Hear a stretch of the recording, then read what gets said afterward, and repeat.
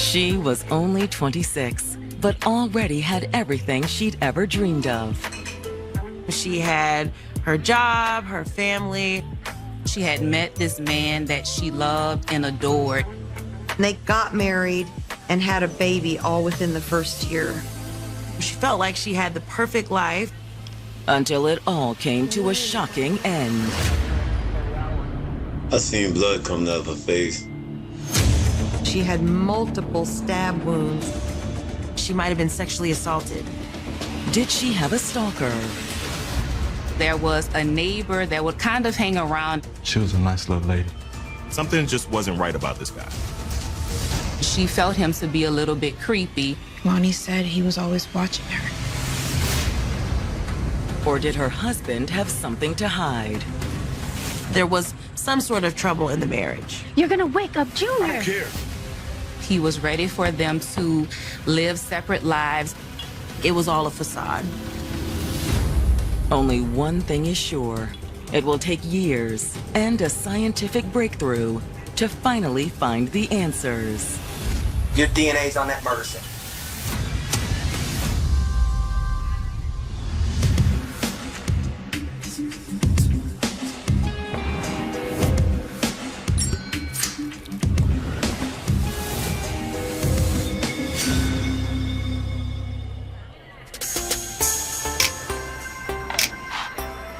August 23rd, 1987.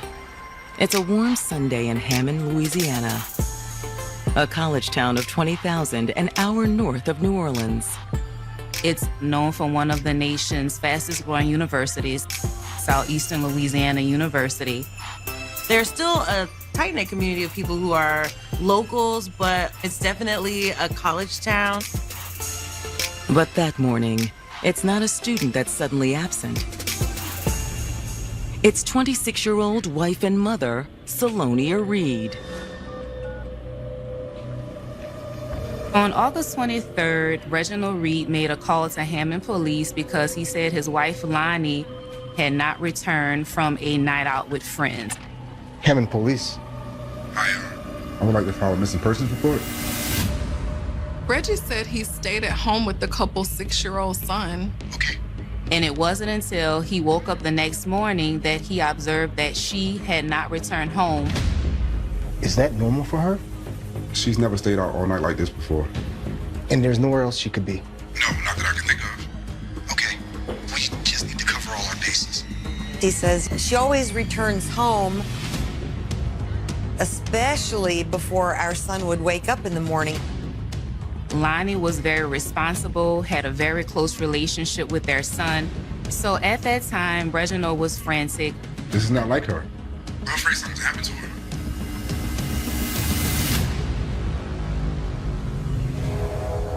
Louisiana native Salonia Smith always made friends wherever she went.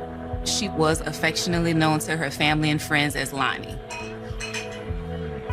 She was a vibrant 26-year-old woman, and she knew how to let her hair down.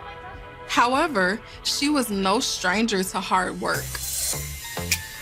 After high school, Salonia went to work at a hospital there in Hammond. She worked in the records department.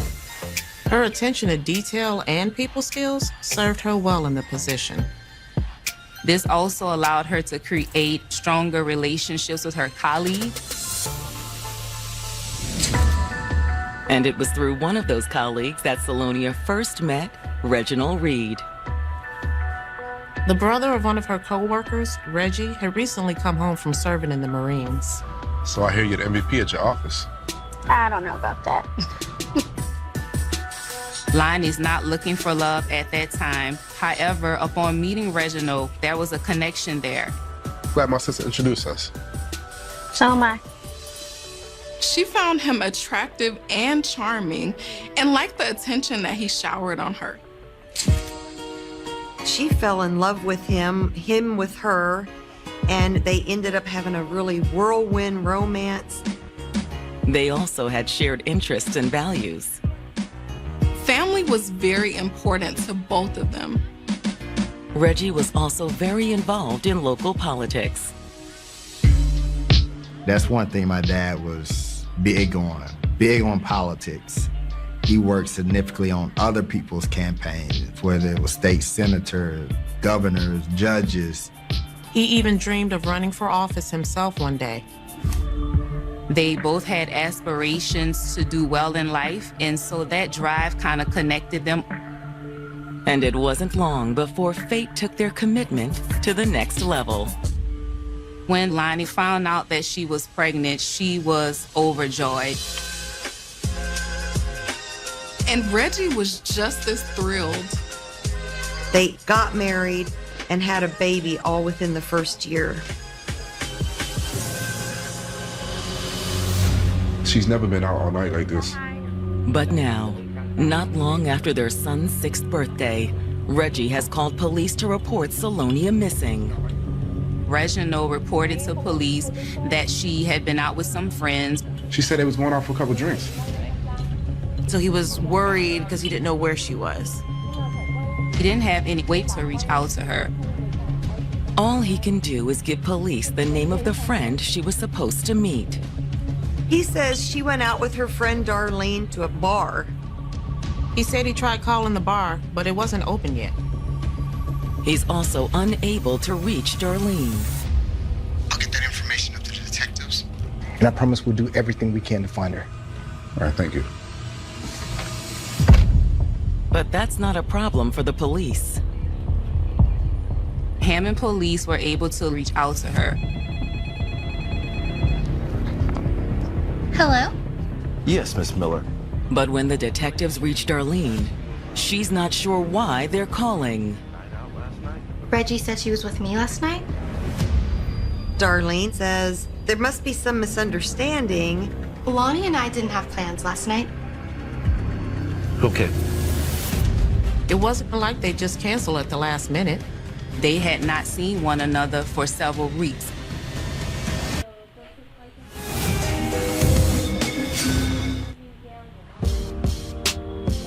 To most people in the small town of Hammond, Louisiana, it looked like Salonia Reed had it all.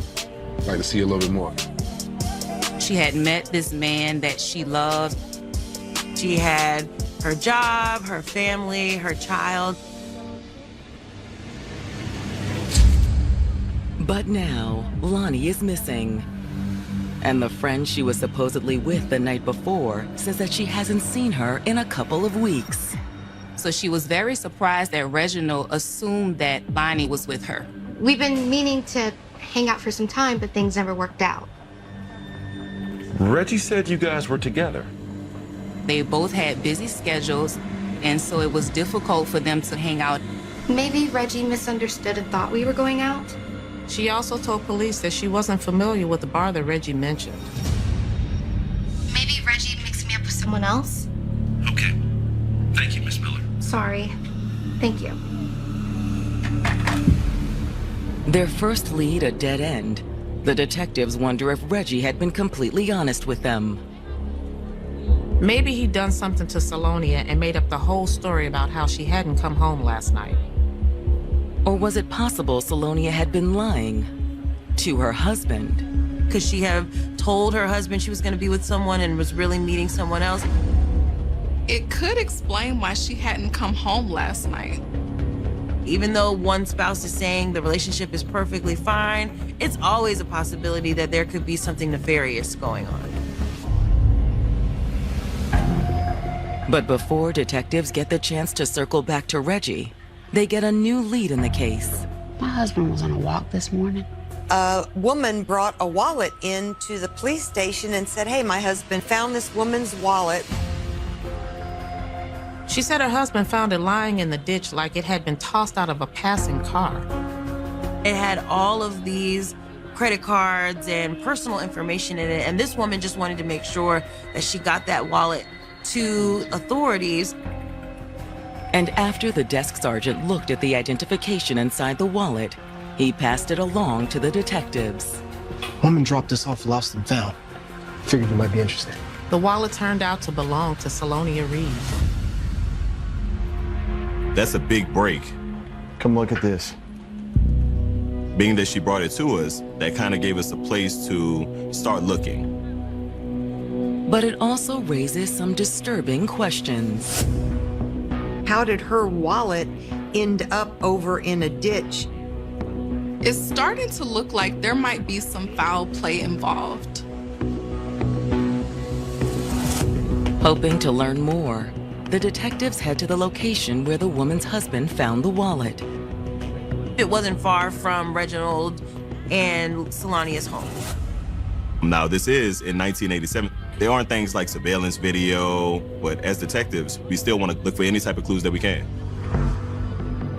While the detectives start knocking on doors in the area, patrol officers conduct a wider sweep. In investigations, usually we have patrolmen who canvass the area, see if they notice anything that may stand out. And it doesn't take long for them to find something. This officer sees this vehicle that looks like it could be Solania's car. Louisiana Bravo 899. It was parked in an abandoned parking lot near a car wash. He puts in the license plate and confirms it is her vehicle. That's a big break in the case. Only it's about to get even bigger. After radioing in that he'd found the car, the officer got out and approached the vehicle. At first, they thought the vehicle had just been parked there. But while the car had been abandoned, it wasn't empty. There was a black woman slumped inside the... Salonia Reed's husband, Reggie, reported her missing. Police have found a woman's dead body inside her abandoned vehicle. I imagine that's pretty shocking to see. To come across this vehicle and you find a deceased person inside of it. Within minutes, the detectives arrive on the scene as yellow tape goes up around the vehicle. The first thing is to block off that area, because right now the crime scene is the most important thing that we have. While it will take an autopsy to confirm it, the detectives believe the woman is Salonia. Salonia's body was slumped in the passenger seat. She had trauma to her face, and they were able to tell that she had multiple stab wounds in her chest and throat area.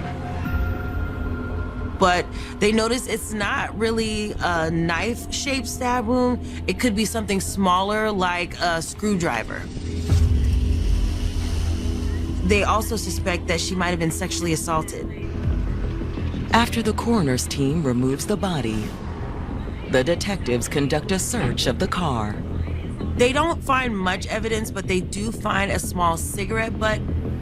The detectives suspect the killer could have left it behind. They did bag it for evidence. Although proving it won't be easy. In the 1980s, DNA was still in its infancy stage. All of these different testings that you can do to solve a case now. The police at that time did not have access to it.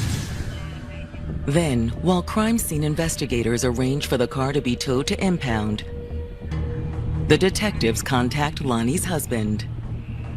Police now have the tough task of telling Reginald that his wife has passed away. Have a seat. Hey, Reggie. We appreciate you coming down to the station today. Have you guys found Lonnie? They tell him that we found her. At that time, Reggie, he breaks down. Lonnie's been murdered. He's distraught. He's unsure of how this could possibly have happened. But the detectives do have some follow-up questions for him. We understand that this is very hard, but we need to know what happened that day before she left. Well, she was out most of the morning with her sister. According to Reggie, Lonnie had spent time with her sister. After that, Reggie and Lonnie had taken their son shopping. We got Reggie Jr. some shoes, and Lonnie got a new outfit. They had this great day. They came back home, and Salonia decided she was going out with her friend Darlene. At least according to Reggie, that's who Lonnie said she was meeting. You look nice. Thank you. Reggie says that while Lonnie was out, he stayed home with his son. Reggie says that around 10 o'clock, she called home and said she was having a great time and she would stay out a little bit longer. He didn't think anything of it at the time. Yeah, I can pull him out of bed. You guys have fun. He said he didn't even know she didn't come home till he woke up the next morning. He was very surprised when he discovered that she was no longer at the house. And now, it's the detective's turn to give him another shock. We spoke to Darlene, Reggie. She said she didn't meet up with Lonnie last night. That doesn't make any sense. He's baffled. He has no idea who she could have been with the night before if she wasn't with Darlene. Would Lonnie have any reason to lie? No, not that I can think of. Well, she might have had her reasons. The police ask him, well, could she have been in an extramarital affair or been with someone else? No, that's impossible. He also suggested they speak to Lonnie's sister, Angela. He figured that if she was not with Darlene and had been out with someone else, that Angela would be the one to know. Okay. We'll talk to Angela. I'll show you out. When the detectives sit down with Salonia's sister, she's still struggling to process the news that Salonia is dead. We know this is a really difficult time. I don't believe it. I was just with her. And that's what we want to talk to you about. She did confirm to police that she did get a ride from Salonia the day before her murder. Did it seem like anything was bothering her? No, I don't think so. Police go on to ask Angela, who else could your sister have been with, last night if she was not with Darlene? Honestly, I have no idea. I don't even think she went out much. The detectives asked if it's possible Lonnie was having an affair. No, Lonnie wouldn't cheat. But according to her sister, Lonnie's marriage wasn't perfect. She did have the sense that there was some sort of trouble in the marriage. But it had nothing to do with another. Detectives investigating Salonia Reed's murder have just learned from her sister that the 26-year-old didn't have a very happy marriage with her husband, Reginald. Their marriage, while it looked good on the outside, it was more of a facade. Over the years, their marriage had become a bit tumultuous. Angela said it had gotten bad enough to where she didn't like going over to her sister's house when Reggie was around. And what do you mean by that? Just the way he talked to her. He would belittle her. She's also heard some threats. And there were some signs that there could have been abuse. Physical abuse? Yeah, I think so. She stated that she's never seen Reggie be physical with Salonia, but she has seen some marks on her. But every time I tried to ask her anything, there was always some excuse. She said Salonia didn't really talk about her personal life. Although according to Angela, she didn't have to. She could see that her sister wasn't very happy, even though she put on a brave face. Angela felt like it was all a facade. Lonnie's sister says that Reggie was just as unhappy. Reginald had recently told Salonia he wanted a divorce. He was ready for them to live separate lives and just be co-parents to their son. But Angela says her sister felt conflicted. Angela says she didn't want to split up her family. She really wanted her marriage to work. According to Salonia's sister, this had led the couple to an uncomfortable compromise. They had started living a somewhat separate life. In the morning, Reggie would come home when Salonia was going to work, and when Salonia would come back, Reggie would leave. But he would watch their son when she wanted to go out. No, not that I was aware of. She says Reggie's extremely jealous and possessive, and he would not have allowed Salonia to go out while he babysat at home. I call those uh-oh moments of an investigation when somebody tells you a story that turns out to be the complete opposite of what other people are telling you. But when detectives ask Angela point blank if she thinks Reggie is behind the murder, she hesitates. She suggested that there was someone Lonnie was truly scared of, but that it wasn't her husband. Her neighbor? She said he was really creepy. Something just wasn't right about this guy. His name is Jimmy Ray Barnes. Angela told the police that Salonia was always a little leery of Jimmy Ray. Angela said she would have to come over some of those nights when Reginald was out, and she would stay with Salonia to keep her company. That dude was always hanging around. What do you mean? Lonnie said he was always watching her. The things that she let the detective know kind of raised some red flags. The way she described Jimmy Ray, he sounded like a stalker. But does that mean he was Lonnie's killer? They thought that maybe she was possibly sexually assaulted. So maybe Jimmy had something to do with that. Again, we're very sorry for your loss. Come on, Angela, I'll escort you back out. When the detectives bring Jimmy Ray in, he admits to knowing the Reeds. Have a seat, Jimmy. He says, I do yard work for them sometimes. Reggie pays me to mow the lawn and wash their cars, stuff like that. He informed them that Saturday he was actually at their house doing yard work. So where did you go after that? I went to the bar and got me a drink. Jimmy Ray says, I spent Saturday night in a bar a couple of blocks away that I walked to, and I didn't see Reginald at night on Saturday at all. He also denies knowing anything about Salonia's death. No, sir. She was a nice little lady. We'll be in touch. He claims he had nothing to do with it. However, when the detectives follow up on Jimmy Ray's alibi, it isn't as solid as he claims. When they go to the bar that Jimmy Ray said he was at, the bartender said, no, I can't tell you that he was here Saturday night.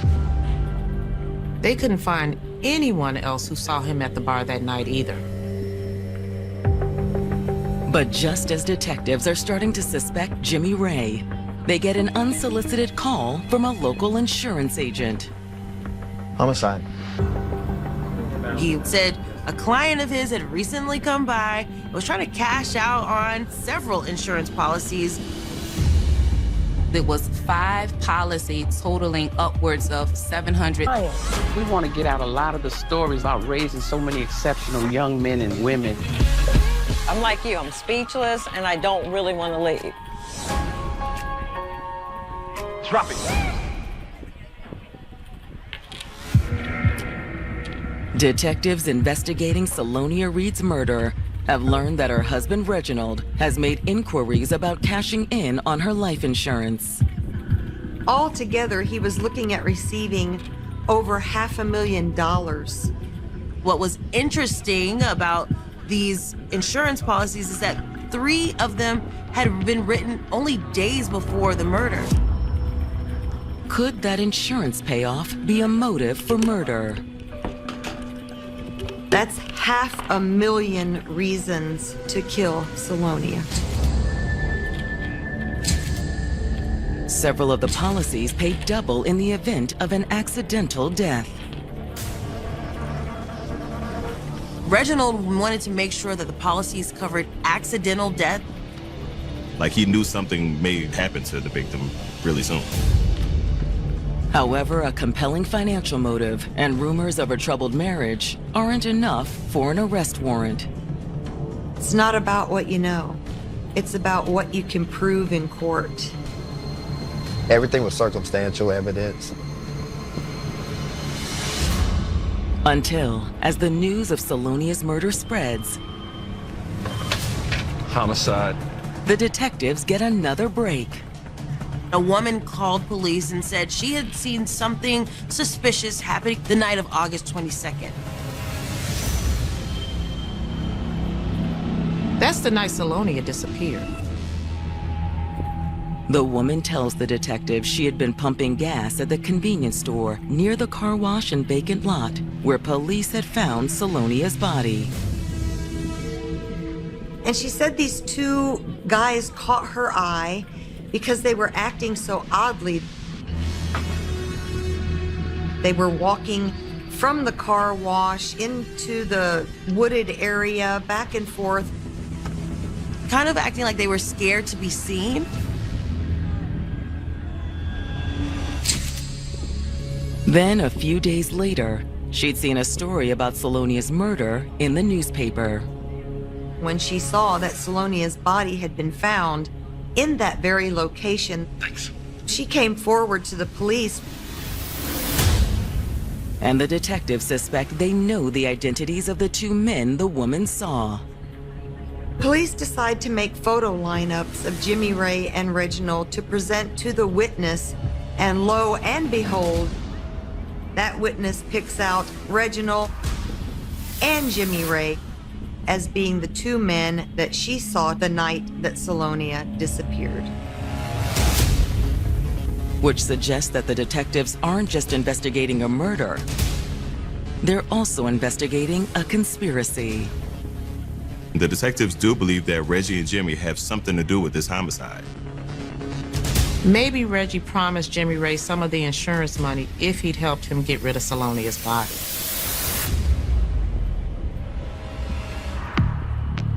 But for all the detectives' suspicion, they're still far from making an arrest. There isn't enough there to prove beyond a reasonable doubt that these guys are the ones who killed Salonia. As a result, the case grows cold. Basically, there's no new information coming in, there's no new leads, the detectives are stuck.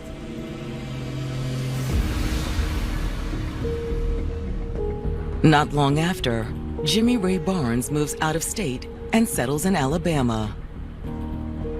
But Reggie stays in Hammond and cashes in on the insurance settlements.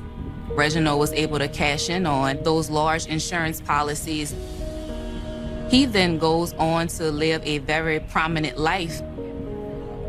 Fast forward about a decade, and Reginald decides he's going to run for mayor of his hometown. But Reggie's life as a public figure sparks renewed interest in Lonnie's murder. That's when typically all the dirt is brought up, when somebody runs for a political office. There was a local journalist who decided to draw some attention to the case. An article comes out titled, "Whatever Happened to Salonia Reed?"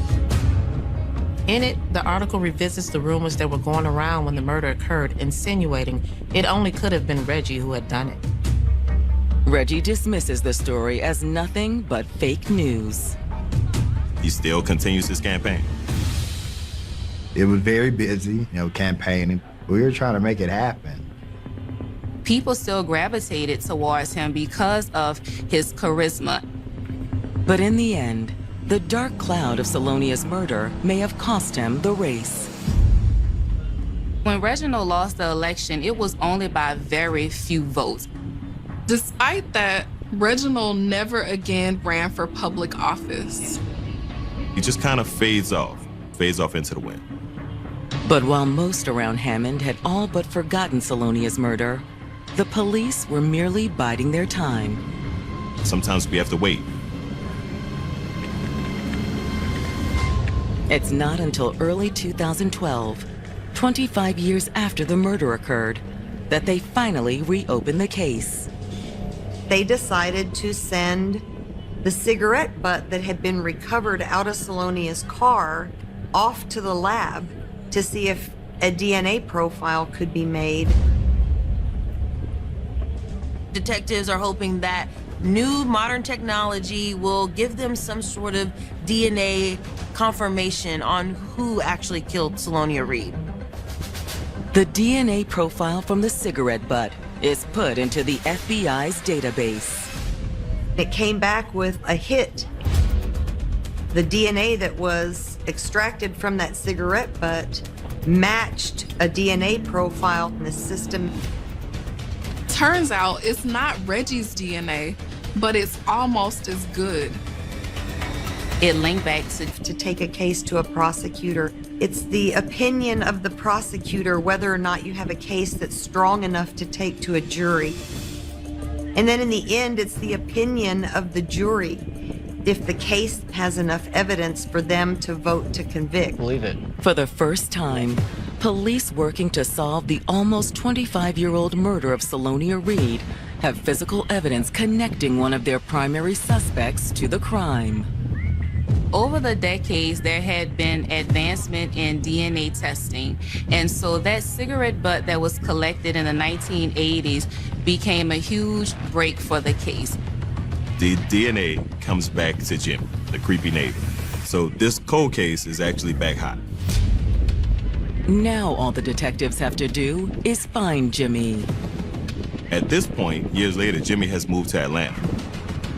It's been decades since the murder of Salonia happened, so he's surprised when detectives from Louisiana reach out to him.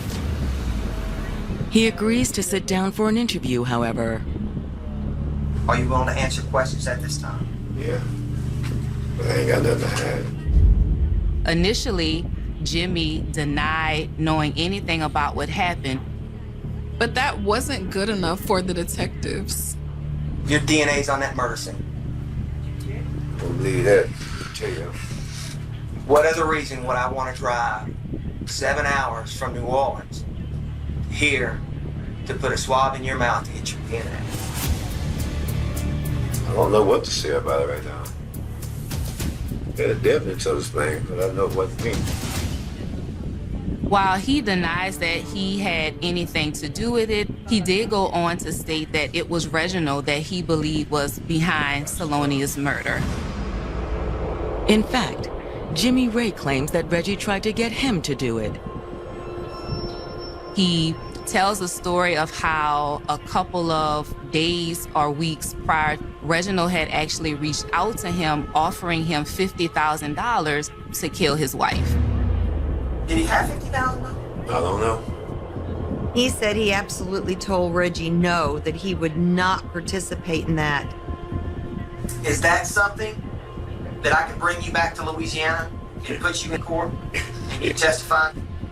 It'd be hard, man, to testify against her because I'm afraid. That's why I'm down here. Really, I'm being honest. I'm scared. He became fearful of his life and ended up in Alabama and then ultimately landed a job in Atlanta. After talking to Jimmy Ray, the detectives take everything they've learned to the district attorney. The DA finally felt that with the new DNA evidence that they had more than enough information to go and file charges for second-degree murder on both Jimmy and Reginald. The police take Reggie Sr. into custody first.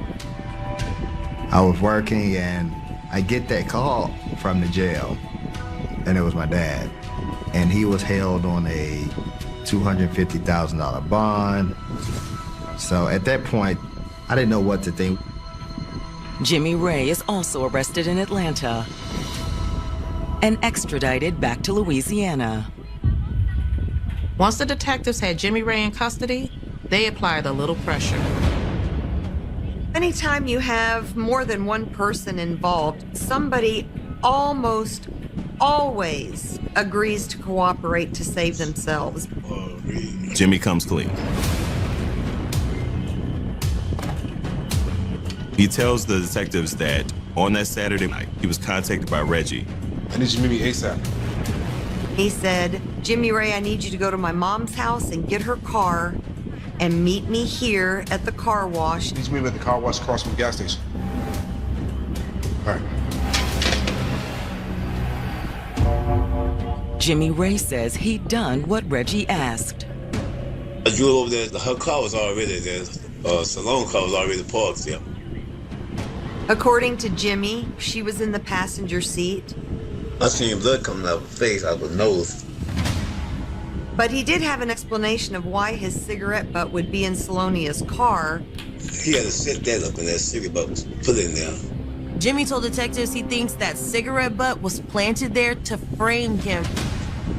The detectives and prosecutors don't necessarily believe that, but they do allow Jimmy Ray to make a deal. Jimmy agrees to testify against Reggie to get a reduced sentence. And when Reginald Sr. finally goes on trial, Jimmy's testimony is a key part of the prosecution's case. Prosecutors tell the jury Salonia didn't want a divorce, so Reggie took matters into his own hands. He tried to outsource the actual killing, but Jimmy refused. But Reggie wasn't going to give up on his plan so easily. Not only was this an opportunity for him to end the marriage, but he also looked at it as an opportunity for a payout. Will you keep your voice down? So on the night of August 22nd, 1987, he decided it was time to cash in. Prosecutors weren't sure exactly where the murder occurred, but they knew it was brutal. I'm not doing this with you. At that time, I wasn't aware of how gruesome, how brutal the murder was. She was beaten, she was stabbed. She was stabbed multiple times. Then dumped in a vacant lot like a piece of trash. However, the fact that it's Jimmy Ray's DNA that detectives found in the car and not Reggie's also gives the defense an opening. The defense's argument is that it was actually Jimmy that was the actual murderer. Will it be enough to raise reasonable doubt? It was times where I thought he was gonna be acquitted. It was times I thought that he's gonna be found guilty. My emotions were all over the place. But in the end, the jury found Reginald Sr. guilty of murder. Reginald Reed was sentenced to life in prison. Just hearing that and seeing my dad, and I remember the attorney waved me up and she was like, "You wanna come say bye to your dad?" So I walked up and he kissed me on the forehead. He said, "Everything gonna be all right." That was it. And as for Jimmy, he got a 5-year sentence. The outcome is a tough pill for Reggie Jr. to swallow. This is the only parent he's ever really known. You gotta put the bad guys up. They need to learn from their mistakes or wrongdoings. But it's like, I already lived a life without my mother, and now you take my dad away. It also means the events that happened 3 decades ago will continue to shape his future. Now I have to live the second half of my life. Getting a call from the jail, I feel like I'm again left holding the bag. To help deal with the trauma, Salonia's son has written a book about his mother's murder. It was very cathartic for me in a healing process, for me getting it out, talking about it, and it's a way out.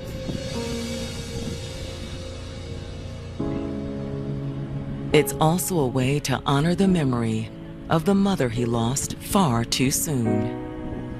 She was a beautiful young girl, and it's so unfortunate that she chose for her spouse someone who was jealous and controlling and abusive. Salonia never got the opportunity to really see her life fulfilled. To see her son grow up was also taken away. I know spiritually, we say, oh, your mom's looking over you and so forth. But I wish she was present And we have a 1-month-old at the house now. And we named her Salonia.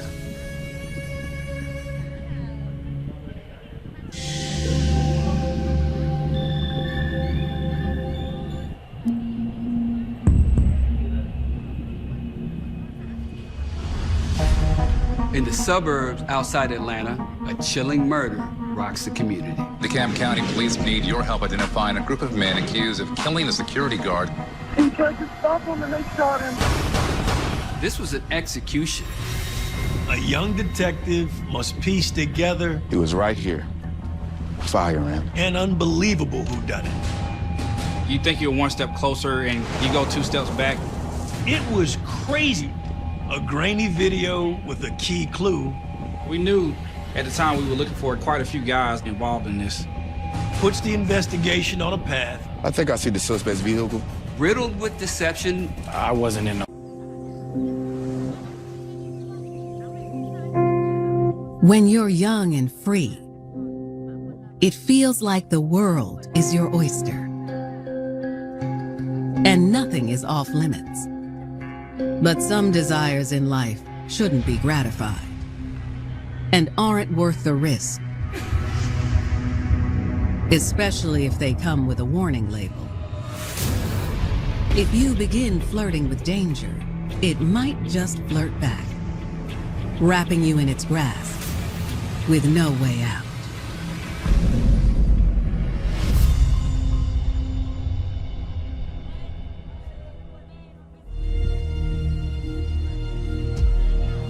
January 6, 2016. It's a chilly winter day in the bustling city of Little Rock, Arkansas. We have good shopping, good restaurants. It's a really good place. Everybody knows somebody around here. It's a smaller, big town vibe. But just before 2 p.m., a flurry of 911 calls come into the Little Rock Police Department. We had a bank robbery in progress with shots fired. Our manager's been shot. He is laying on the floor behind the desk. Yes, right. Some of your managers been shot. Yes. Within minutes, police arrive on the scene. There was a chance the shooter could have still been somewhere on the premises, so police had to use extreme caution.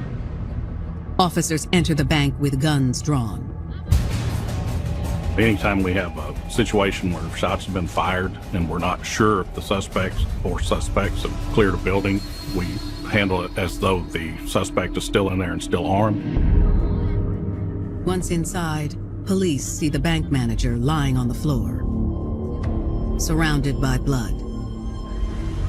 He appeared to be conscious, but still in a great deal of pain. The bank personnel were all very shooken up.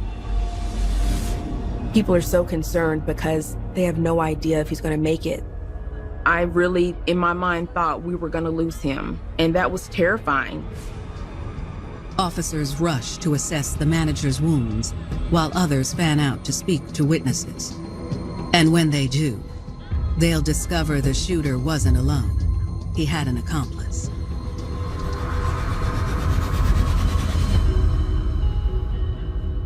"18-year-old beauty Jaisha Howard had a bright future ahead of her. She wants to be a lawyer. The way she discussed being a lawyer, I can see that spark in her eye, and it made me so happy. She felt that she became an attorney, that she could help those without a voice to be their voice. She was very caring. It doesn't matter if it was the shirt on her back, she would have gave it to you. Jaisha was not only known for her compassionate nature, but her ability to see the bright side in things. She is literally the most fun person. She can make you laugh instantly no matter how bad your day is going. So when she met local troublemaker Tyrone Randolph, she easily saw past his faults. She met Tyrone through some friends when they were all hanging out at a basketball court together one day. It was kind of like that love at first sight. I think the attraction was he was everything different from her. He was a little bit more rebellious, more adventurous. He really didn't have any ambitions to be in school. He was just trying to make a way through the streets. Tyrone was 2 years younger than Jaisha, but his age and reputation didn't stop her from expressing her interest in him. Tyrone was very charming and very mature for his age. She just say how she used to get butterflies from him. This was the first time she encountered someone that she get the adrenaline just from them being dangerous. He was somebody that she knew her parents wouldn't approve of, and that was probably exciting for her. That attraction was so strong that she pretty much, as a result, did anything she thought she could do to be appreciated by him. Before long, Jaisha and Tyrone became a couple, and there was no denying the chemistry between the two. These two were madly in love. They were obsessed with each other. She probably felt like she had won the lottery. I got him. She was like, oh my God, Tyrone, it's something about him. I love him so much, and I don't know this feeling that I'm having, and this is the guy I want to marry. This is the guy I want to have a baby with. Jaisha's new man became the center of her entire world, and there wasn't much room for anyone else. When she wasn't in school, every free second she had was with Tyrone, so that meant her friends and family had to take a back seat. When she got with Tyrone, she cut off from her family, her friends that have known her forever. I definitely had this deep down feeling that she didn't need to even go down the road with Tyrone. We all just tried to handle it and say, hey, you need to leave him alone. But Jaisha rebelled worse. She was so consumed with Tyrone that she dedicated everything to him. She had a date set when they were supposed to get engaged. She had like a whole life planned for them.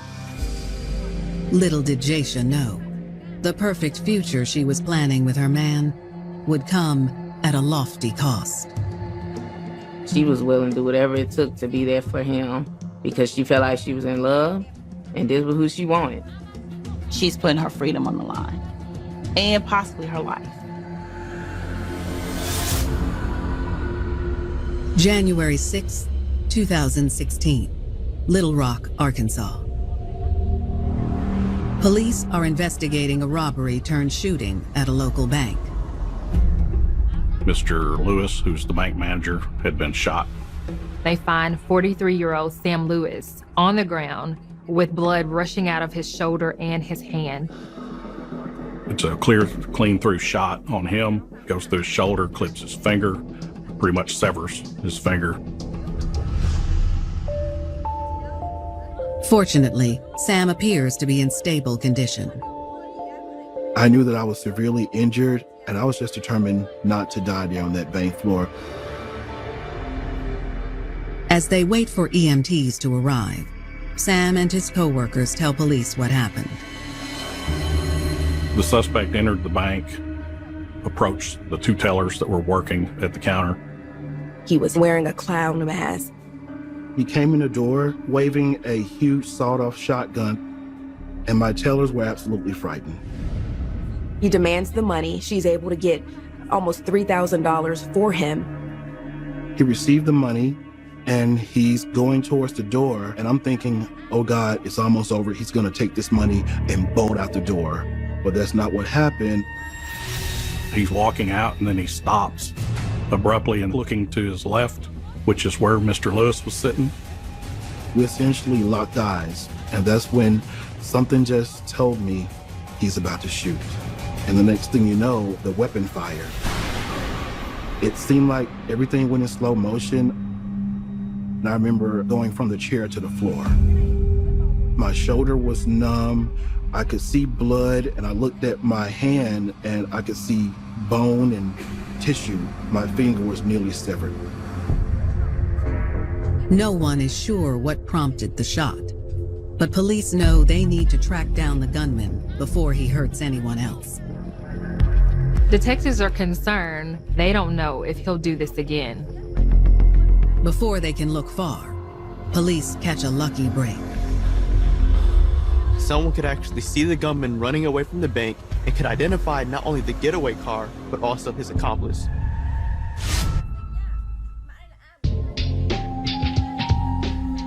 In the spring of 2015, Jaisha Howard thought she'd found the man of her dreams in Tyrone Randolph. Tyrone was her first love. He was very mature for his age. She was like, I've never had a man just shower me with so much love. Tyrone had a bit of a reputation around town. He sold drugs, he did a lot of things. Tyrone, unfortunately, was living the street life. Jaisha, however, chose to look past Tyrone's shortcomings. Jaisha thought she could change Tyrone. She may have very much thought that she could be the thing he needed. Her heart was way bigger than her thinking at that point. My niece had naive eyes and a very strong heart. I would say she was easy prey to be used. Soon, Jaisha would take her love for Tyrone to another level of devotion. One that would eventually cost her everything. She loved this young man so much that she risked her entire freedom. January 6, 2016. Little Rock police have just arrived at a local bank in response to a violent robbery turned shooting. Sam Lewis, the bank manager, had been shot in his hand and his shoulder. He seemed to be in a lot of pain, but he was stable, so police took a statement from him and other witnesses while they waited for medics to arrive. According to Sam and his co-workers, the assailant had shot Sam point blank before fleeing the building. It was senseless. He already had what he needed. He could have just walked out and it would have been over. He had the money, and all he had to do was leave the bank. There was no reason to fire the weapon. There was no reason to harm anyone. Shortly after Sam is transported to the hospital, detectives arrive on the scene. We were thinking this was going to be a hard crime to solve. Suspect didn't really touch anything in the bank. He touched the doors, but he had gloves on. Chances of finding his DNA, even if he wasn't gloved, would be pretty slim. He's on the loose. They don't know if he's going to go target another bank or another business. Detectives want to catch this suspect as soon as they can. Fortunately, one of the bank's employees may be able to help. She was outside during the shooting, and she actually saw the shooter run away from the bank. The witness says she had been leaving work for the day when it happened. She got out to her car. As she was putting her belongings in the back seat, she heard a loud bang. She thought that someone was actually shooting at the bank. She still didn't know that there was a robbery in progress and her bank manager had just gotten shot. She looks up and that's when she sees chaos. From the safety of her car, the witness saw the man in the mask flee the bank. The bank robber runs outside of the bank. He gets into a maroon vehicle. The witness then saw the shooter take off his mask. She saw him without the mask. It was a young black male. The young man had an accomplice. She was able to view a biracial female driving the car. The witness also gotten a good look at the vehicle's license plate information. She provided a description of the license plate that was on the car. When detectives run the plate, they immediately get a hit. It's connected to a young man named Tyrone Randolph. This is a huge break in the case. Detectives make their way to the address on file for the vehicle, hoping they'll be able to catch their modern-day Bonnie and Clyde. Police stake out the house where the car is registered. The suspect vehicle was sitting in the driveway in front of the residence. Within minutes, detectives see movement. A young couple exits the front door of the house. It was a male fitting the suspect description and a female that appeared to be biracial. Once the two suspects get inside their vehicle, police spring into action. The units pull in behind the vehicle, turn on their emergency equipment. This is a really tense situation. Police don't know if these suspects have a gun. They're considered armed and dangerous.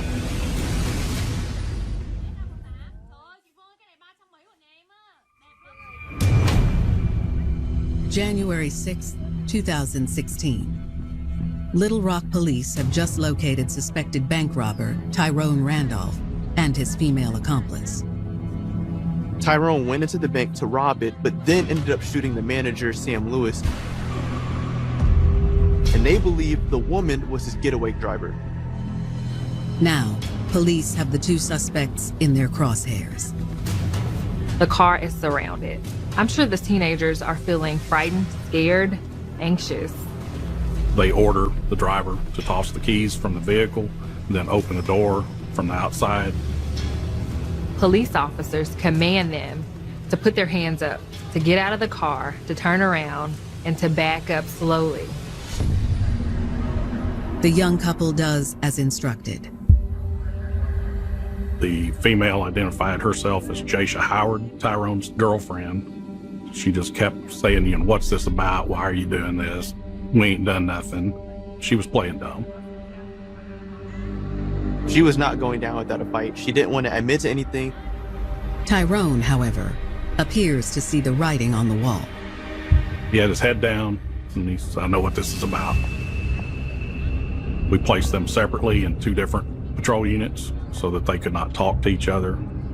As the patrol units prepare to pull away with Tyrone and Jasha in tow, Tyrone's mother emerges from the home. Detectives explain to Tyrone's mom that Tyrone and Jasha are suspected in a bank robbery that's happened earlier today where someone has been shot.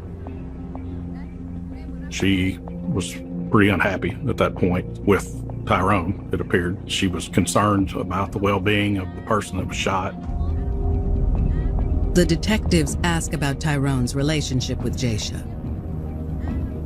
She basically stated that Jasha's older than him and that was his girlfriend, and that she stays with them sometimes there at the house.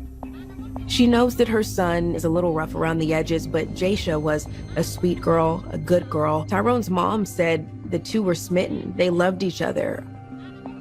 Tyrone's mother says the couple left the house earlier that afternoon, but seemed fine when they returned. Nothing was out of the ordinary. The two didn't seem like they just robbed a bank. Detectives asked Tyrone's mother if they can search her home. I explained to her that we believed that he had possibly brought the gun back to the residence. She was adamant she did not want that gun or anything like that in her house. Tyrone's mother shows them to a back bedroom. I had her stand there and watch while I searched the room. And at that point, I started recovering evidence. It was a gold mine in there. They found everything they were looking for. The sawed-off shotgun was stuck down between the wall and the bed, and it had been unloaded. There was a spent shell casing, which would be the round that was fired in the bank. Not only do they find the gun, but they find the mask. Then, in a purse, they find money.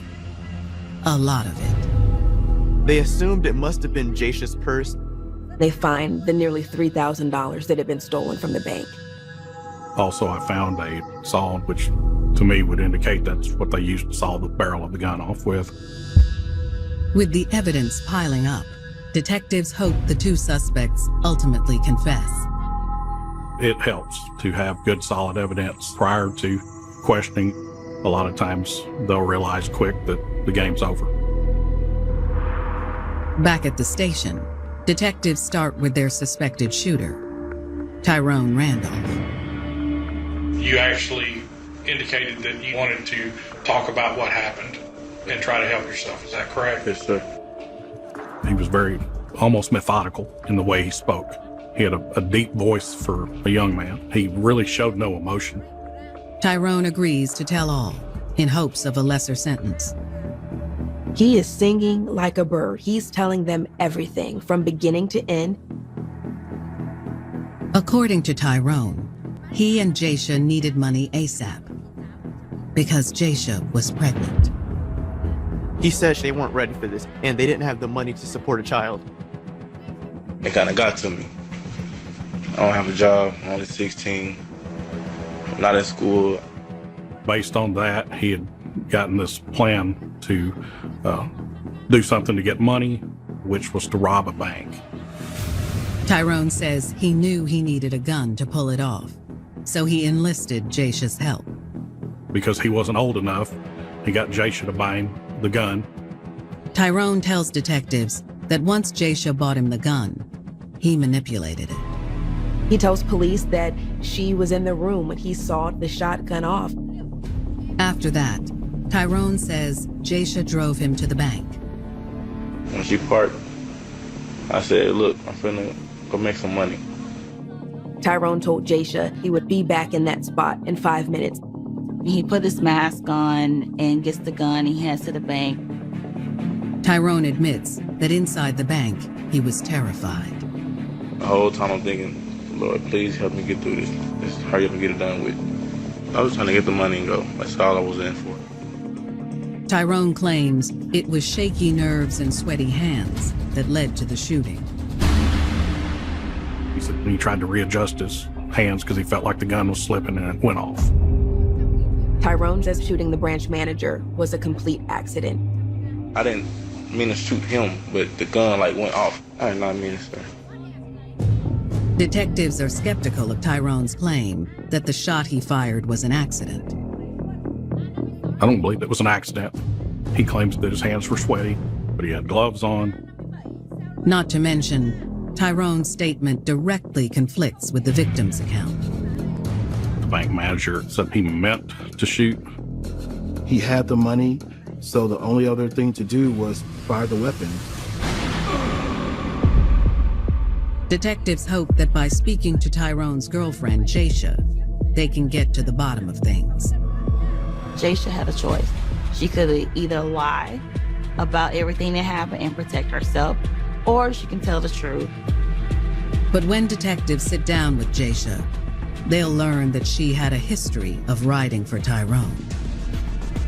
This isn't the first time she's actually committed a crime for her man. She just couldn't say no, and she would do whatever he wanted her to do. He gave her an adrenaline rush that she'd never had before.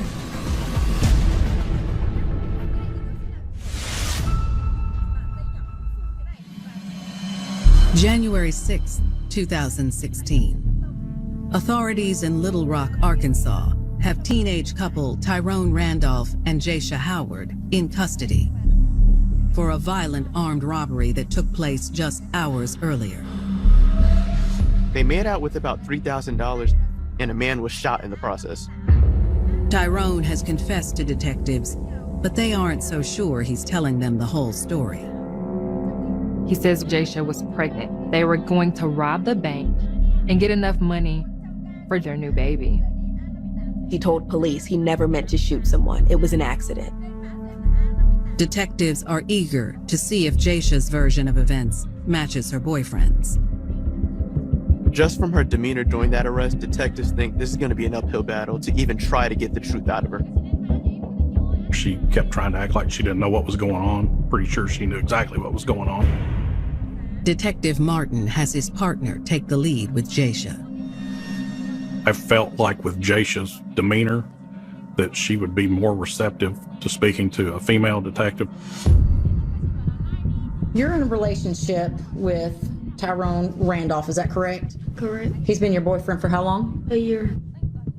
She came off as a kind of a shy, laid-back girl. She's kind of soft-spoken. Detectives confront Jaisha with the evidence they found at Tyrone's house, the eyewitness statement, and most damning of all, Tyrone's confession. She's in disbelief. He's kind of thrown Jaisha under the bus. Tyrone has given them all of the information they needed to link her to the robbery. Tyrone has told the police that Jaisha is the getaway driver and that she was the purchaser of the gun. She really, really loved him deeply. And when she found out that he betrayed her, she felt anger, deep resentment, a whole lot of embarrassment. After learning that Tyrone has sold her out, Jaysha's demeanor changes. She stops protecting him and starts to open up.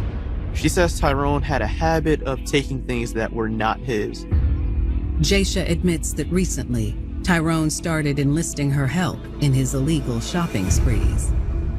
She once stole some khaki pants to give to Tyrone. Why did you steal those pants? Because he wanted them. He asked me to. Jaysha wanted to show her loyalty to him, to show him that I'm here for you. According to Jaysha, Tyrone's demands escalated just a few weeks later. The same week, she became pregnant. Detectives asked Jaysha if she's ever taken a test and if she could confirm that she's pregnant. To their surprise, Jaysha says no. They thought that he had gotten her pregnant because she had recently had unprotected sex with him. Jaysha said Tyrone was so certain she was pregnant that she didn't even feel she needed to take a test. Just something in her mind saying, I'm pregnant. She was excited at the same time because it was like, I'm having a baby by a man I love so much. She was very happy because she's always wanted a baby. It's pretty crazy to assume you're pregnant without taking a test, but Tyrone was certain, he was convinced, and she trusted him. You can be a little bit more naive when you love people, when you get those emotions involved. Jaysha says she and Tyrone were concerned about how they were going to pay for a pregnancy and support a new baby. But Tyrone had a plan.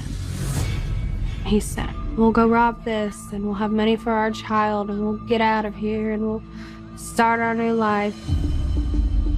Jaysha was very nervous, but she wasn't going to voice her full opinion because she loved Tyrone and she didn't want to lose him. She allowed him to lead her down this path. She wasn't going to let him go do it by himself because she didn't want him to get hurt, so she was going to be there. Considering he's my boyfriend, I didn't want nothing bad to happen to him. The two went over all the little details. They talked about when they were going to do it, the mask. They talked about how it was going to be done, where they were going to go. They picked that bank because over in West Little Rock off of Highway 10, it wasn't a very busy time of day. It was a quiet neighborhood. This type of thing doesn't typically happen, so people would be unassuming. She had to show Tyrone again that I'm going to continue to be loyal to you. I'm going to continue to support you. I'm going to continue to ride for you.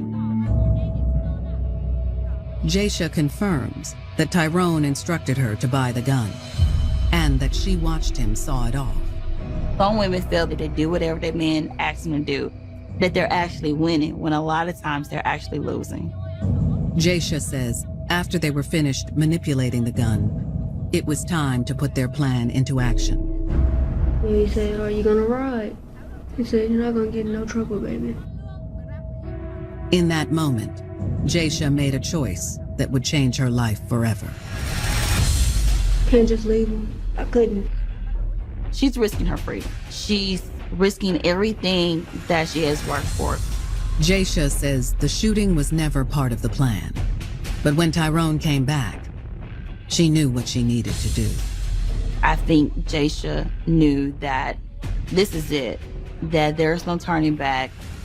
For her to do what she did, there was a heck of a lot of deep love.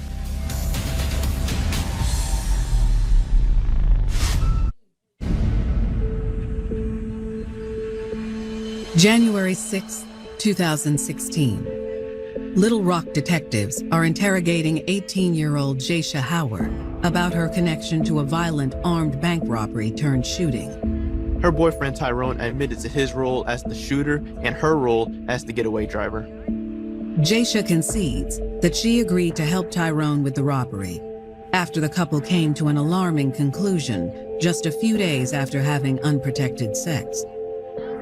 They thought she was pregnant. He wanted to get money, and they had talked about getting money and a plan to do so, which would be to rob the bank. Tyrone assured her no one's going to get hurt, so she tells police that she went with it. According to Jaysha, she agreed to drive Tyrone to the bank and wait for him outside. But once they arrived, she began to have second thoughts. She doesn't know what's going to happen. She's trying to stay calm. He told her, you don't have anything to worry about. No one's going to know it's him. She's not going to be connected to it. Jaysha says it wasn't so much the thought of getting in trouble that gave her pause. It was her man's safety. There was definitely a lot of emotions going on. Jaysha was trying to be this ride or die chick. Whatever my man wants, I'm doing, no matter what. I don't care if it causes me to get in trouble, I'm doing it. But she didn't know if he would get hurt. She didn't know what would happen. I'm praying that he was gonna be okay. That's my main thing. I don't want to see him get shot. Regardless of her reservations, Jaysha admits that she wasn't going to let her man down. She wanted to present herself as the type of woman who supports a man, who doesn't question him, that whatever he needs, she can give it to him. The only thing I told him, be careful. Did he cover his face with anything that you saw? Yeah. What? Mask. Jaysha says that Tyrone ran into the bank, and minutes later, she heard a shot. She felt terrified when she heard this shot. She didn't know if her man could have been shot. She's extremely frantic and ready to leave the scene. When Tyrone ran out just seconds after, Jaysha says she was relieved that he was okay. But she was also terrified that he may have hurt someone. When he got in the car, I said, did you shoot somebody? He said, I'll tell you later. When I asked him again, he said, yes, baby. He said it was an accident, and he's yelling at her, just drive off, drive. Jaysha says at that point, she sped off and could only pray the man he had shot would survive. She was scared. Her man could have killed somebody. It was wrong. It was never intended. Jaysha says when they got back to Tyrone's house, he directed her to help him hide the evidence, namely, the $3,000 stolen from the bank. He told her she needed to keep that money in her purse. She knew it was wrong, but she went along with it because she loved Tyrone that much. Her mindset was, I'm the perfect girlfriend, I'll be the perfect wife. Whatever the man tells me to do, I'm gonna do it. With that, detectives end the interview, and Jaysha is escorted to her jail cell. She felt defeated because she had goals of being a mother, raising a family, and just starting a whole new life. But now she may never be able to accomplish that goal. Jaysha probably started seeing her future fading away, thinking about how instead of being a lawyer, she might be sitting in a jail cell. The next morning, detectives get their hands on the surveillance footage from the bank. Even though Tyrone claimed the shooting was an accident, they suspected the footage might prove otherwise. He said it was an accident that the gun went off, but it was just a look in his eye. Then you just see like these eyes in the mask. They were determined. He stopped and pointed the weapon and fired. The witness accounts are confirmed by the surveillance footage. The video was impeccable. You could see very clear what happened. When you see something like that on tape, that he had every opportunity to walk out of the building with the money and accomplish his goal, but he was determined that he was going to fire a shot before he left that building. He intentionally rocked back and pulled the trigger. The video clearly shows this was no accident. Soon, detectives will receive yet another alarming piece of information. One that suggests the crime was even more senseless than they had originally imagined. Tyrone knew exactly what he was doing when he convinced her that she was pregnant. This was all a part of his master plan. Could have been her way out of Arkansas and her chance to start a new life. So she believed everything he said.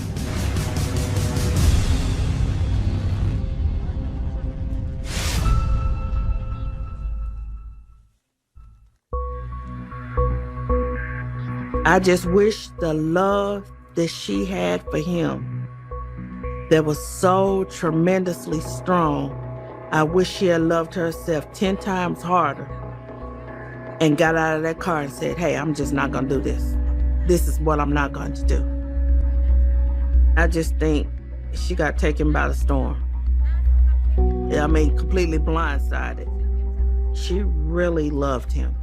I do know that about my niece. And I guess she felt as if she had to prove herself to him.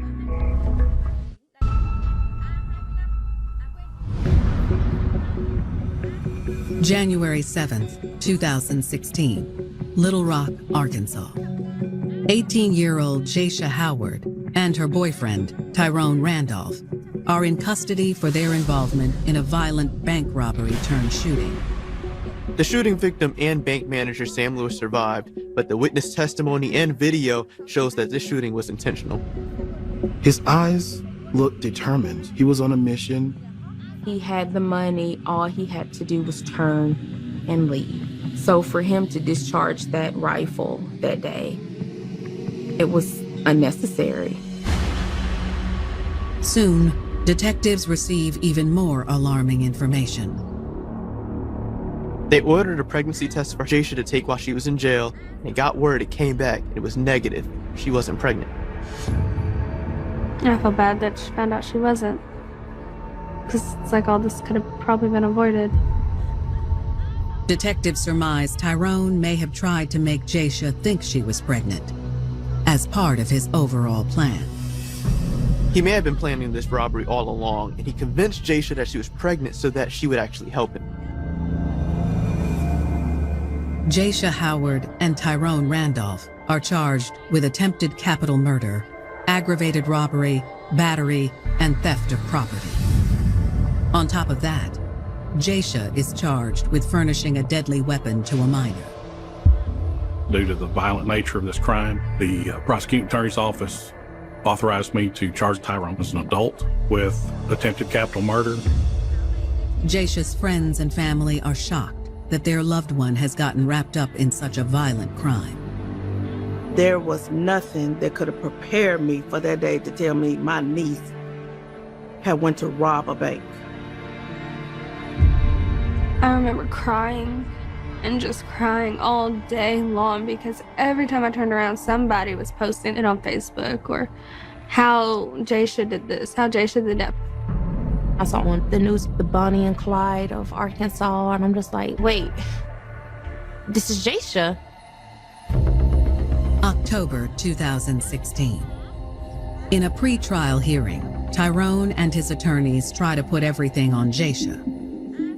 It was like that back and forth little law game that people play. Well, she's of legal age and she gave the money, so this must have been her idea. Tyrone's attorneys suggest that Jaisha was the true mastermind behind the crime, and Tyrone was simply manipulated into doing her bidding. Tyrone's defense attorneys were basically saying that he was a kid, that he was in this trap with an older woman. They tried to make it seem like she's the one that manipulated him, that made him think that he needed to do this for her. Tyrone's legal team also bolsters his original claim that the shooting was a complete accident. Tyrone explains his hand slipped and he accidentally shot the gun and shot Mr. Lewis.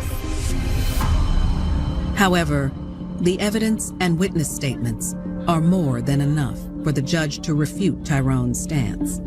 The judge was not buying Tyrone's story. It was clear he was the mastermind and shot Sam Lewis on purpose. So Tyrone had an option of going to trial and letting a jury decide his fate, or pleading guilty and taking a 30-year sentence. Ultimately, Tyrone decides to take the plea. They asked, did you already say anything? He didn't say anything. No remorse, nothing. This was a very violent crime. His lack of remorse was eerie. In the wake of Tyrone's sentencing, Jaisha also decides to plead guilty. Before hearing her sentence, Jaisha apologizes to the court and to the victim, bank manager Sam Lewis. She turned around and told the man, like, I'm sorry that I made these choices that harmed you and your family. I own full responsibility for my actions. I respected her for that. I'm raised to forgive, but it's so hard when my life is not the same. So at the moment, I haven't arrived at the forgiveness stage yet. Though her remorse is appreciated, the judge still throws the book at Jaysha. Jaysha ends up being sentenced to 21 years in prison. When those 21, she can get out in maybe 9 with good behavior and the rest on parole. I felt like somebody punched me in the stomach because I know even after my niece gets out, it's not going to be easy for her. It's not. It's a tough lesson to learn. You seek love, and then it ends up being your undoing. Jaysha had a really good future, and she just let love get in the way of that. That became her downfall. Love. I think she's looking back at herself now like there were so many red flags. There was so much I could have done to avoid all this. That whole ride or die for my man thing, I think that's what the kids think is cool. To keep him happy, do whatever he says. But that's just not, it's not cool.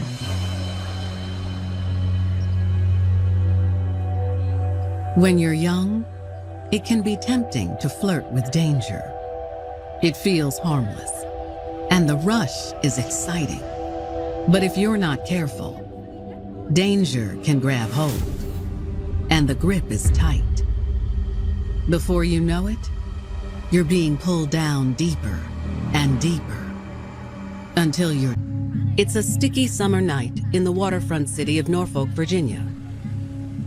Norfolk, Virginia is a very diverse area.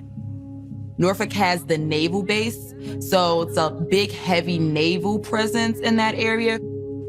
They have a beautiful waterfront section that is used for a lot of festivals and community events.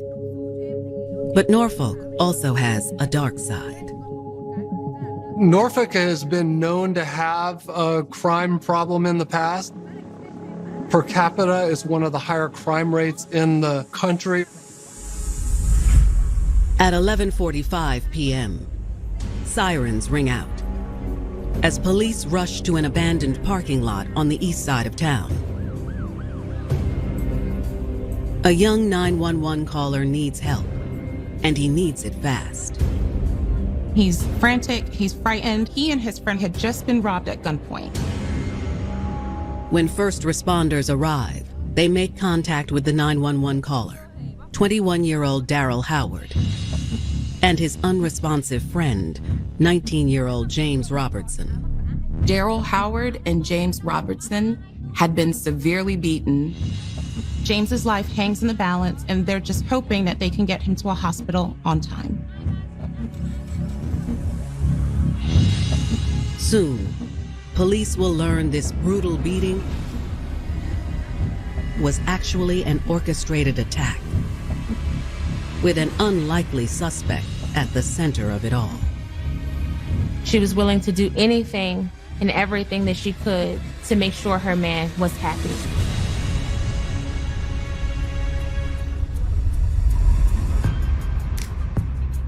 "15-year-old Shakita Bowers had no trouble making friends. Shakita was a young beauty. She was free-spirited, and people were really drawn to her personality.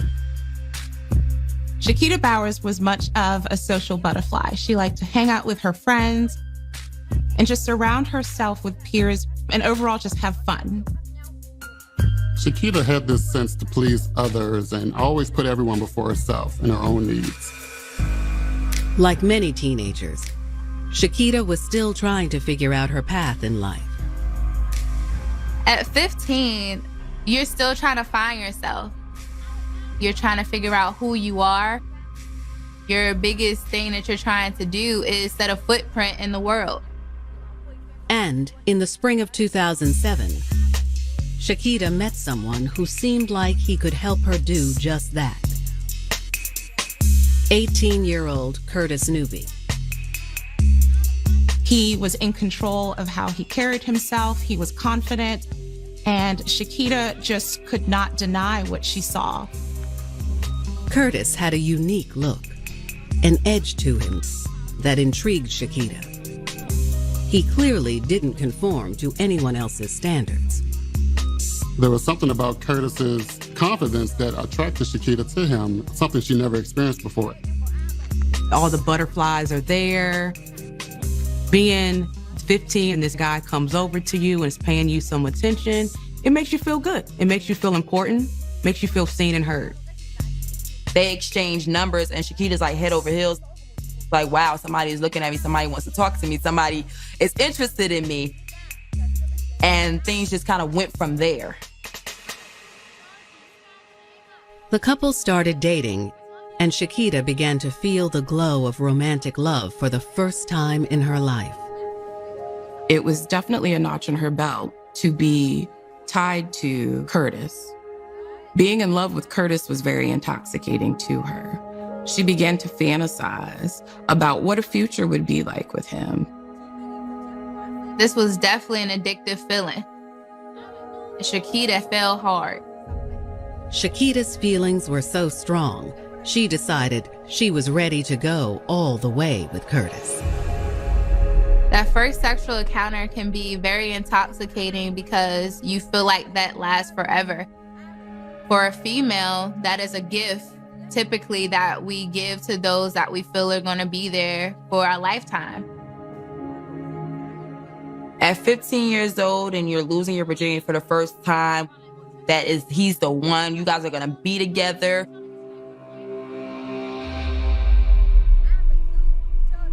By the summer of 2007, Shakita and Curtis received some surprising news. Shakita was pregnant. Though Shakita was young, she felt so protected by Curtis, and she just couldn't wait to start a family together with him. Curtis seemed very excited about Shakita being pregnant. He began to tell her things like how happy they're going to be as a family. They talked about baby names. Shakita wasn't thinking about the realistic problems that she and Curtis were going to face trying to raise a child. What about her parents? How were they going to accept the fact that their 15-year-old daughter was now pregnant? But Shakita was under the belief that her and Curtis were going to have their baby and live happily ever after. Little did Shakita know that her happily ever after with Curtis would soon be cut short. Everything seemed to be going pretty well for this happy couple. But not too long after, Curtis started to show his true colors.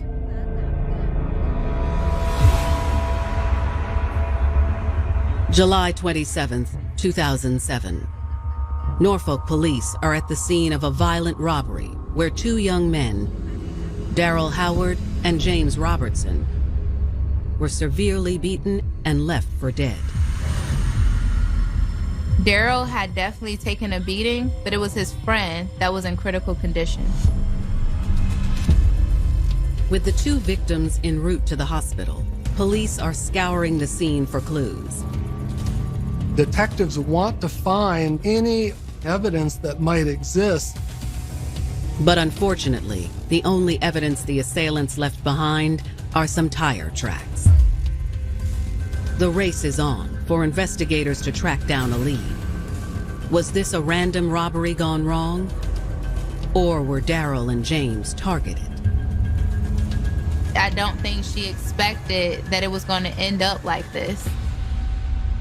Says all the right things at the right time, pays her attention, makes her feel wanted and special. So to her, he's gold. But soon, Shakita's love for Curtis would cloud her judgment and destroy their budding young family before it could even become whole in the first place. Little did she know that Curtis was going to take her down a road she was not prepared to go. July 28th, 2007. Norfolk detectives are determined to catch the armed robbers that attacked 21-year-old Daryl Howard and 19-year-old James Robertson. Daryl was battered and bruised, and James was left in critical condition. The following morning, detectives receive a call from the hospital. They're met with unfortunate news. James Robertson has passed away from a brain injury as a result of blunt force trauma. However, there is some good news. Daryl Howard survived the brutal attack and is ready to tell the police everything that he knows. Detectives race to the hospital to speak with their surviving victim. When they arrive, it's clear Daryl is still shaken up from the incident. Daryl is so upset and he wants answers. He's ready to speak up and get justice for his friend James. He is going through an amazing sense of loss. He's experienced a trauma by being attacked himself, but an even bigger trauma by watching his close friend be killed in front of him. Authorities gently ask Daryl to walk them through what happened. Daryl says it all started the afternoon before the crime, when he and James met a couple of girls at the park.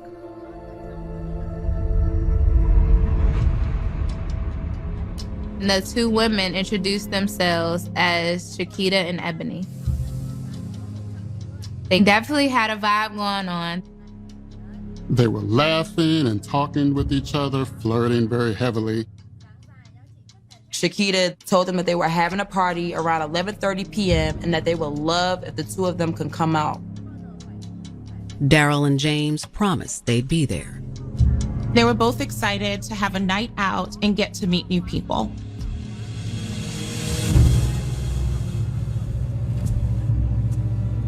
But when they rolled up later that night at the address the girls gave them, something didn't feel right. They pull up to this empty parking lot. It's deserted. And they see the two girls that invited them to the party. They're having this dialogue, making small talk. Hey, how you doing? How's everything going? But the $100 question is, where's the party at? Just then, all hell broke loose. Two men jumped from behind the pickup truck. They ambushed the guys. You're going through panic mode.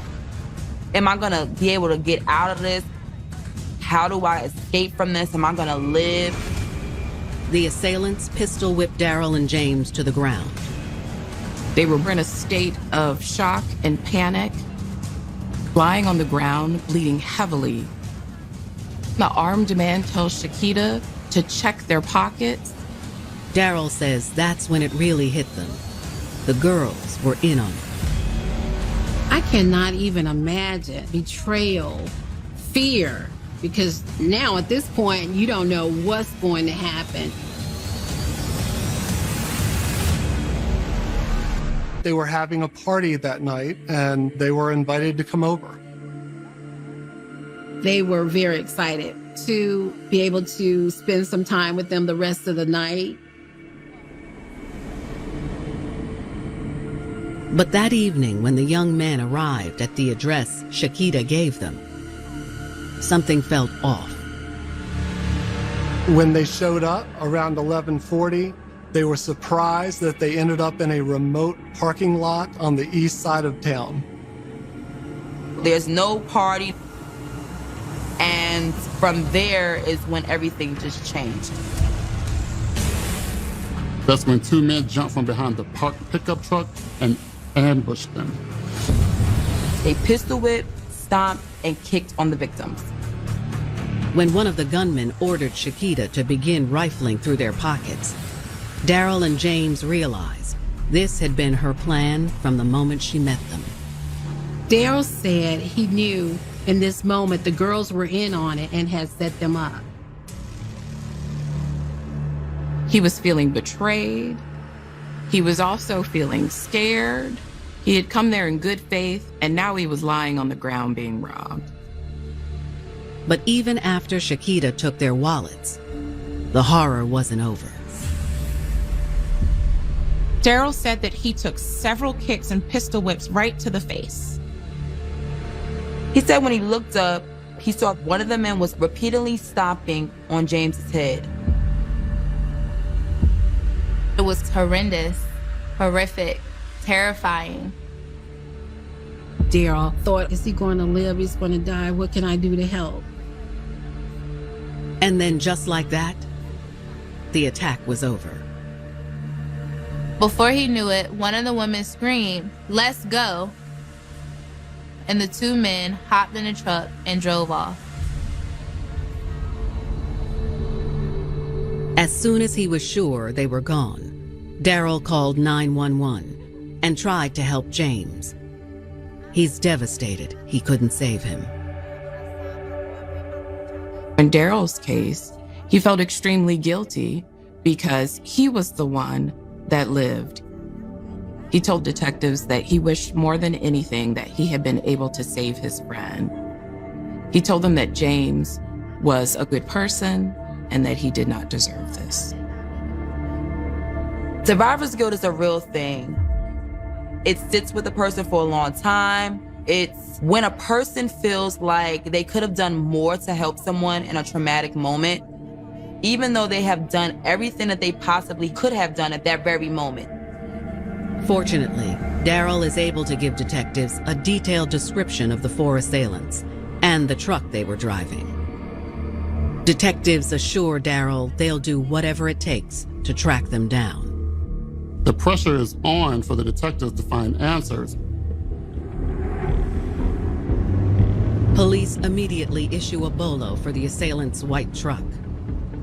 With only first names of the two women, detectives are hopeful that a bolo on the pickup truck will give them a lead. It doesn't take long for law enforcement to get a hit.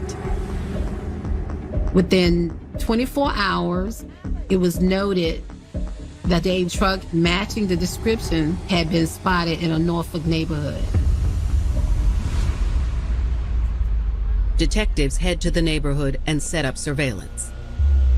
Detectives are watching the truck for hours, hoping that the four teenagers will soon emerge from one of the houses.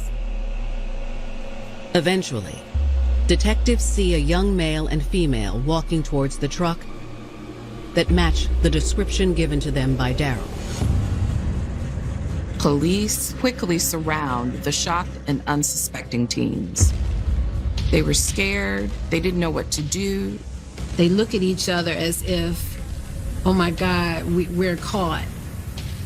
They're asking, how did they find us?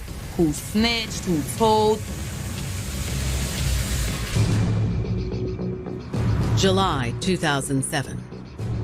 Authorities in Norfolk, Virginia have tracked down and surrounded two teenage suspects. Police believe they are part of the foursome responsible for the brutal armed robbery and beating that killed 19-year-old James Robertson and left his friend, 21-year-old Daryl Howard, hospitalized. Daryl Howard is badly beaten, banged up, but he is alive. He wants justice not only for himself, but he wants justice for James also. Tensions are high, and police are shouting to the teens to put their hands up. They know that they are potentially armed and dangerous. They didn't know if they had a gun, if they were going to run. Fortunately, though, the duo complies with officers. They look at each other as if, oh my God, we're caught. They're asking, how did they find us? Who snitched? Who told? The two teens are identified as Curtis Newby and Shakita Bowers. Detectives immediately recognize Shakita's first name as one of the two young women who set up the robbery. Daryl told detectives the two women introduced themselves as Shakita and Ebony. While officers place Shakita and Curtis in the back of the police car, Detectives go inside the home to search for Ebony and the other male suspect. While seated in the back of the cruiser, Shakita was in turmoil and battling between how did I become a participant in this regrettable event versus how can I continue to be there for my man? Inside the home, police apprehend the other two teenage suspects, Ebony Dixon and Jalen Taylor. The 14s had a look of absolute terror on their faces. None of them saw this for themselves as their future. Now being handcuffed and not knowing what's going to happen next, they were terrified.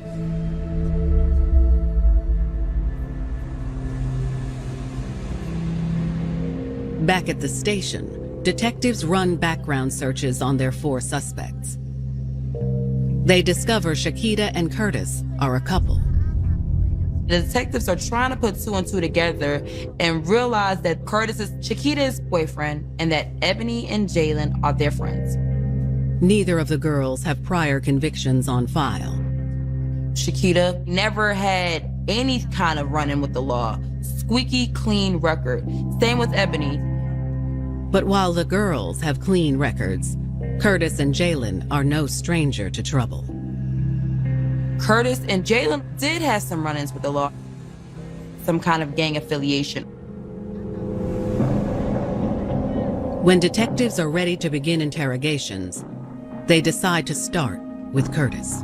Curtis is none too thrilled to be in this interrogation room. He's slumped in his chair. He's not making eye contact with the detectives. He had a look that he could be 10 other places instead of talking with these detectives. Detectives ask him point blank, did he and Jalen assault and rob Daryl Howard and James Robertson? Because of his gang affiliation, he wasn't new to being interrogated by the police. Anything they said, he denied. He is saying he has no idea about any situation that they're talking about. He doesn't know these 2 individuals, never seen them in their life. Even when detectives tell Curtis that James died from his injuries, he doesn't react. Curtis is unfazed by their tactics, and he is relying on the snitches get stitches mindset of the streets, and he is not about to tell them anything. Investigators decide to try speaking with Curtis's girlfriend, Shakita Bowers, next. Maybe she'll be more cooperative to avoid tarnishing her clean record. A lot of times, a person in a vulnerable position such as that is eager to cooperate with law enforcement because there's so much at risk and so much on the line. Shakita is slightly more cooperative than her boyfriend, but not by much. Shakita replies with very guarded responses. She does admit that Curtis is her boyfriend and that Ebony and Jalen are friends. They found out that she was pregnant with Curtis's baby. But when detectives press for more information about the crime, Shakita shuts down. Once detectives question Shakita about the crime, she clams up and refused to cooperate. It was a big deal for her to show her man her loyalty because she felt that they were going to be a family and that was all she had. That was her whole focus. Curtis is Shakita's first love, and she is not going to break her vow of loyalty to him at any cost. Investigators move on to their next suspect, Jalen Taylor. But it's clear he's sticking to the code of silence as well. So for him, he had a stone cold face. He wasn't budging. Because of his gang affiliation, they had taught him well. You don't snitch. You don't tell on anybody, and you keep it to yourself.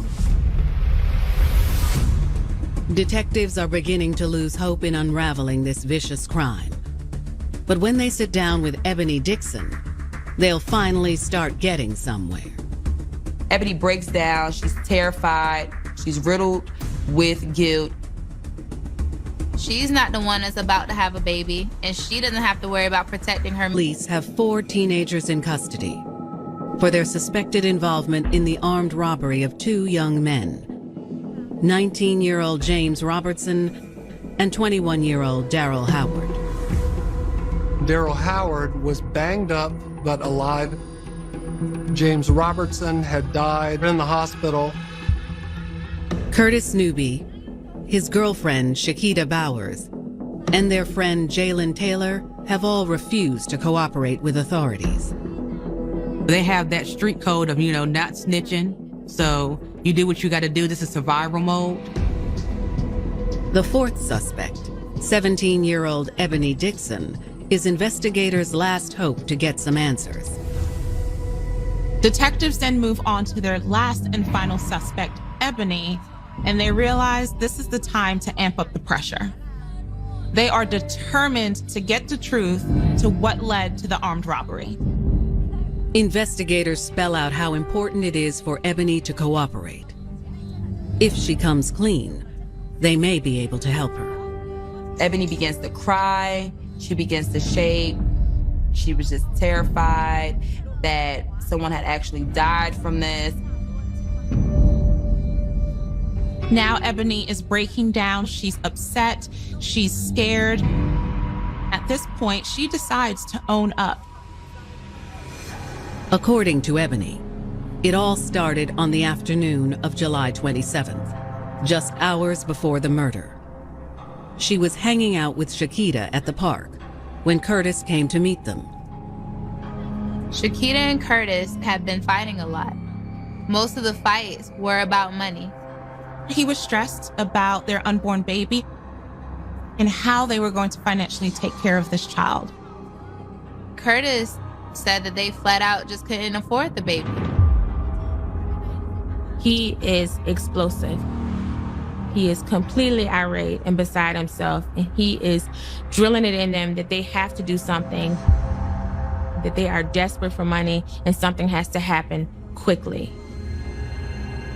That's when Curtis told Shakita that they were going to need to find someone to rob. Because he knew the street so well, that was his quick fix of how we can fix this situation and be where we need to be. Curtis promised that no one was going to get hurt, so there was no need to worry because they just needed to do this for the baby. At this point, Curtis is looking at Shakita and expressing his love for her and how he's going to do anything to provide for her and his family. Ebony tells detectives that's when Shakita made a choice. Out of her love and loyalty for Curtis, Shakita agreed to his plan. She wanted Curtis to know that she cared about their future as well as their family. She wanted to show Curtis that she was devoted to him and she was committed to the ultimate goal of the success that their family would have. Ebony says Shakita then turned to her and asked if she would help them too. Adolescents' brains, they just aren't the same as adult brains. They are still developing. She was impulsive, she was going on emotion, and she was letting that drive her decisions. Ebony didn't want to bail on her friends, so she let herself get roped into the plan. Curtis said if all goes well, they will all get a cut of the money. This would benefit everybody.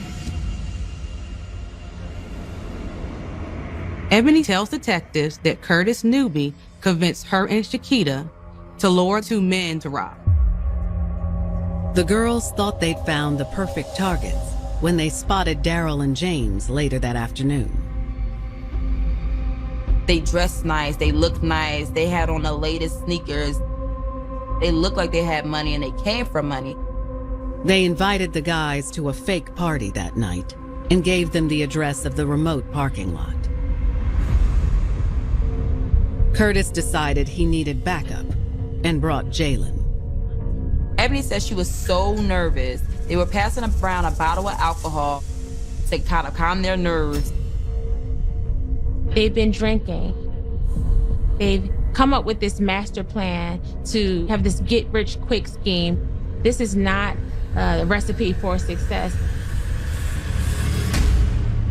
When it was almost time for Daryl and James to arrive, Shakita and Ebony posted up outside the vehicle, while Curtis and Jalen laid in wait. They see the bright headlights, and now the nerves are running. Daryl and James have arrived in this empty parking lot. They greeted the two girls, and they were wondering, when is this party going to get started? As Shakita and Ebony tried to stall the two young men, Curtis and Jalen made their move. They were ambushed and beat into the ground. Ebony says Daryl and James were begging for their lives as Curtis and Jalen beat them. They said over and over again that they don't want any trouble. She says that she and Shakita were horrified by watching Jalen repeatedly stomp on James' face. Curtis Newby directs Shakita to check their pockets. Shakita complies. But when Shakita counted out their winnings, her face fell. She realized that they had only gotten $12. Shakita probably in that moment asked a big why. Why did we do this for $12? The group took their measly winnings and peeled out of the parking lot, leaving the victims for dead.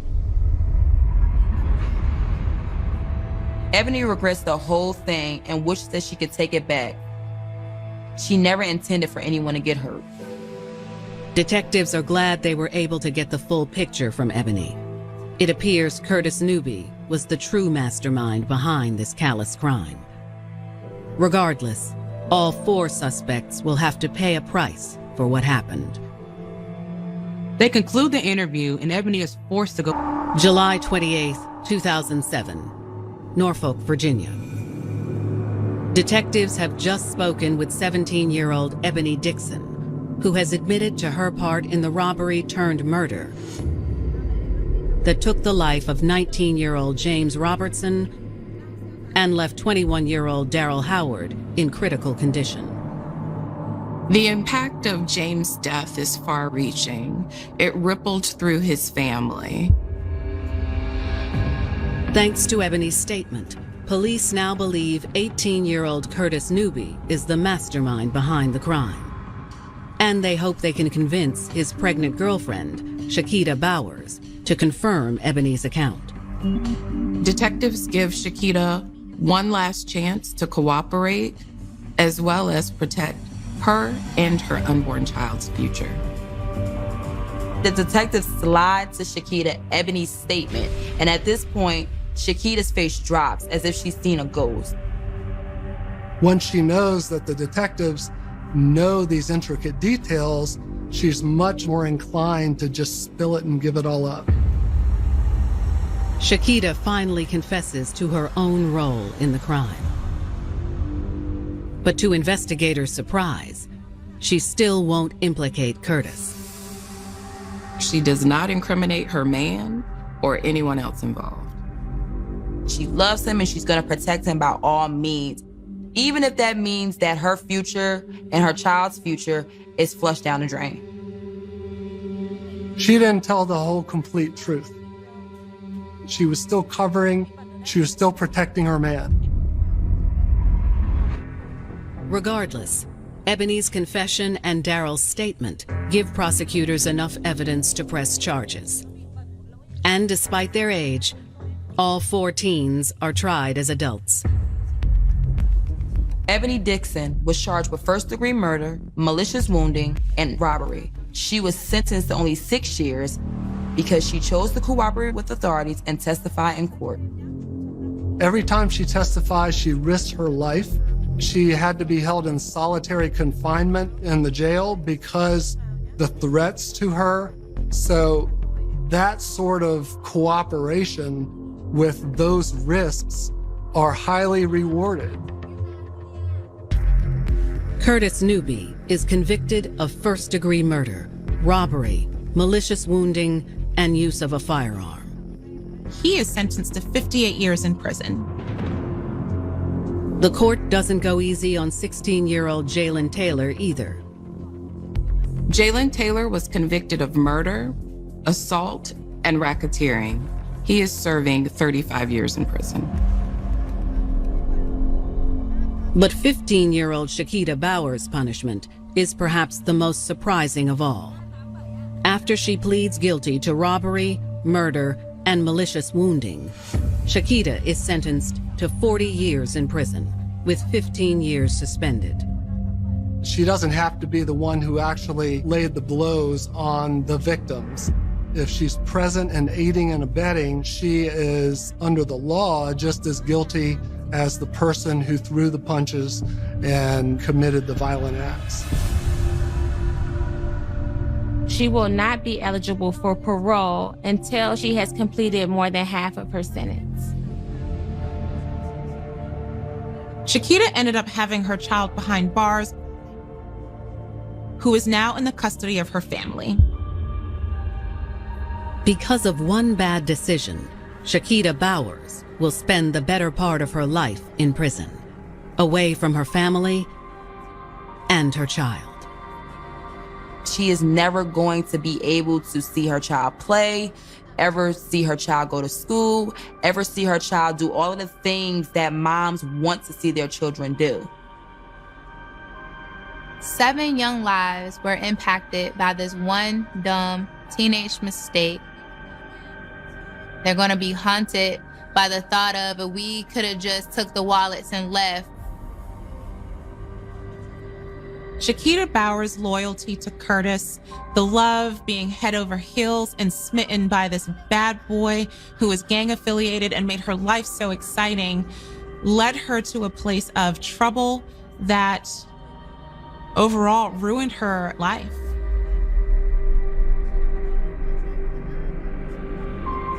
Shakita was supposed to be preparing for her prom, for graduation, growing up, having a life.